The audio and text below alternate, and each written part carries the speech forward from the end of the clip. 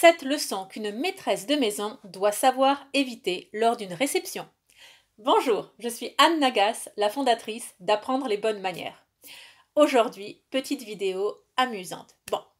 Dans le livre de Jacques Gandouin, le spécialiste du protocole français, c'est vraiment un livre très amusant à lire parce qu'il raconte beaucoup d'anecdotes tirées de la vie réelle. Et il s'en sort avec une ironie vraiment très drôle. De la préface à la conclusion du livre, à la postface, c'est savoureux.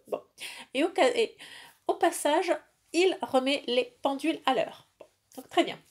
Et là, alors, comme d'habitude, c'est une question qu'on lui fait tout le temps. Quelqu'un le consulte, donc une maîtresse de maison le consulte pour un plan de table.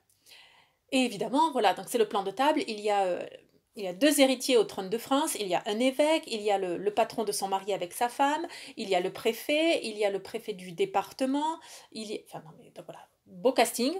Et donc tout d'un coup, la maîtresse de maison, elle est affolée, mais alors, qu'est-ce qu'on va faire, qui a droit à quels honneurs, comment faire le plan de table.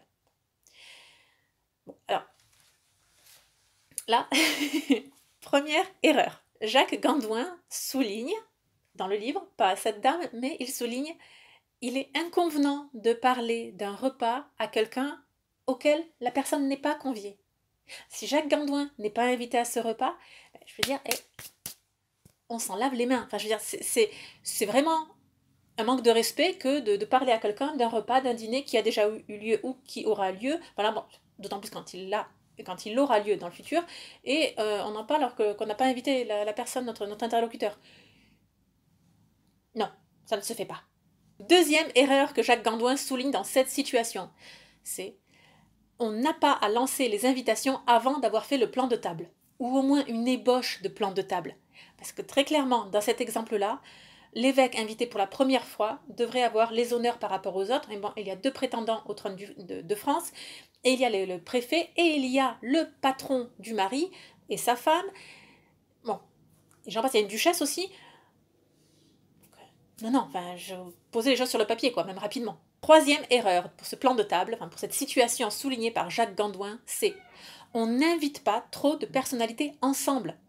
Non, pour éviter justement différentes situations, différentes même, que ce soit trop protocolaire, ou alors, bref, un repas intime où il y a 20 personnalités, c'est trop. Il y a trop de choses à gérer, même si tout le monde est gentil, adorable, poli. Voilà, au bout d'un moment, il y a trop de protocoles à prendre en compte. Donc, non, on ne fait pas ça. Et finalement, parce que personne n'est mis à l'honneur.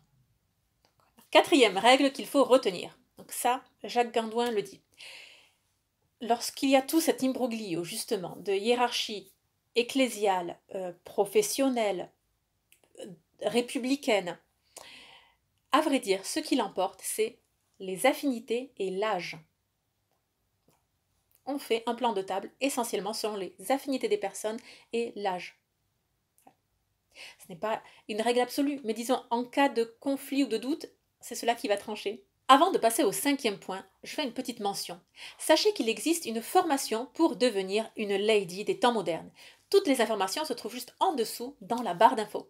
C'est une formation en vidéo, donc vous y avez accès à tout endroit du monde, à condition d'avoir une connexion Internet.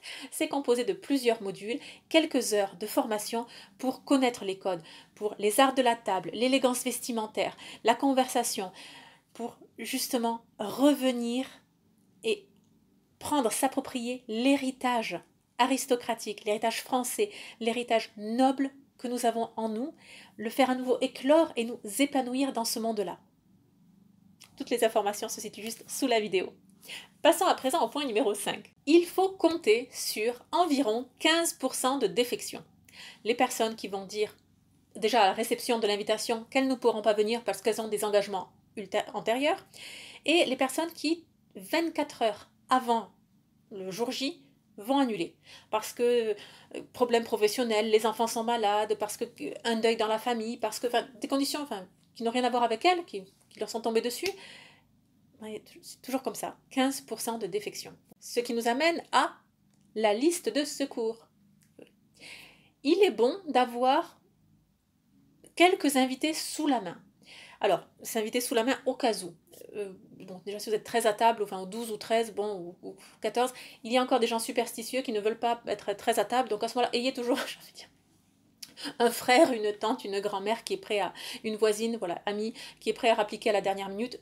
Vous êtes très familière avec elle, donc il n'y aura pas d'offense à la prévenir à la dernière minute. De même, vous pouvez être cette personne-là pour quelqu'un d'autre. Cela, c'est admis. Et sinon, étant donné que c'est un repas formel, les invitations seront lancées au moins 2-3 semaines à l'avance. Donc, des réceptions de l'invitation, la personne va confirmer ou infirmer sa présence, et à ce moment-là, vous avez encore un laps de temps très raisonnable pour inviter quelqu'un d'autre sans que cette personne ne sache qu'elle est en fait un bouche-trou. 6e conseil de Jacques Gandoin. À partir de 16 à 18 convives, il est préférable d'avoir plusieurs tables. C'est la solution qu'il trouve dans ce cas de figure, comme ça chaque table est présidée par quelqu'un d'autre. Déjà, voilà, ça permet de déhiérarchiser, de segmenter la hiérarchie, de les positionner en plusieurs tables. Donc voilà, donc il y aura un dignitaire qui trône par table. C'est déjà une bonne solution. Et enfin, la 7e carte, la carte de maître, le joker placé par Jacques Gandoin, et ça, je trouve ça génial, c'est des tables rondes. Et oui, lorsqu'il y a une table ronde, on dilue encore plus justement ce jeu d'ego, cette hiérarchie sociale. Effectivement, il y a quelqu'un qui préside la table, et donc à sa droite ou à sa gauche, et on place encore par 2 fois à droite, 2 fois à gauche, 3 fois, 4 fois, bon c'est bon, vous avez fait le tour de la table. Bon. Alors dans ce cas-là, les plus petites tables sont les meilleures. Les personnages, les personnalités les plus importantes, on les mettra aux plus petites tables. Une table de 6 sera plus digne, plus importante qu'une table de 8, de 10, de 12, etc. Bien, écoutez, on a tant à apprendre des manuels de savoir-vivre. Voilà. Alors écoutez, je vous recommande fortement justement ce livre. Ouais, c'est mon mari qui l'avait, donc je l'ai trouvé dans la bibliothèque de mon mari avant le mariage. Après le mariage, nos 2 bibliothèques se sont collées. Et donc depuis, moi, en fait, j'aime énormément ce livre pour les anecdotes personnelles de l'auteur et cette ironie qu'il glisse très poliment, tout en douceur. Mais il le dit. Voilà. Donc c'est un peu comme l'humour de Nadine de Rothschild. Sous un autre aspect, mais enfin voilà, de dire on garde le sourire, mais il y a certaines choses qui doivent être dites. Bon, bref, je vous le recommande fortement. Et comment termine-t-on? Ah oui, abonnez-vous à la chaîne YouTube pour ne rien manquer. Et surtout, n'oubliez pas, la bienséance fait la différence.